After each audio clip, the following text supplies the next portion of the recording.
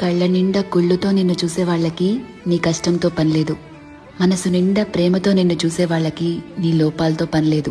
కడుపు నిండా ద్వేషంతో నిన్ను చూసే వాళ్ళకి నీ మంచితనంతో పనిలేదు. గుండె నిండా అభిమానంతో నిన్ను చూసే వాళ్ళకి నీ తప్పొప్పులతో పనిలేదు.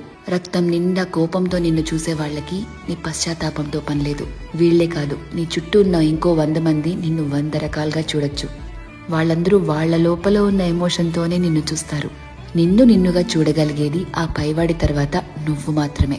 ఎప్పుడైతే నువ్వు నీలో ఉన్న తప్పులు ఒప్పులు, మంచి చెడు, నీలో కోపాలు, నువ్వు చేసే మోసాలు, నీలో మార్పులు, నువ్వు పడే పశ్చాత్తాపాలు, నీ చుట్టూ బాధ్యతలు, నీ ఆశలు, వాటికై నీ కష్టాలు, దేవుడిచ్చిన లోపాలు, నీ ప్రయత్నాలు, ఇలా ఎదుటి వాళ్ళని జడ్జ్ చేయడానికి మనం వెతుకుతూ ఉంటామే, వాటన్నిటి ద్వారా నిన్ను నువ్వు చూసుకోగలిగితే ఎలా అన్బయాస్డ్ గా, లాయర్లా కాదు జడ్జి లాగా, అప్పుడు నువ్వేంటో నీకు అర్థమవుతుంది కదా.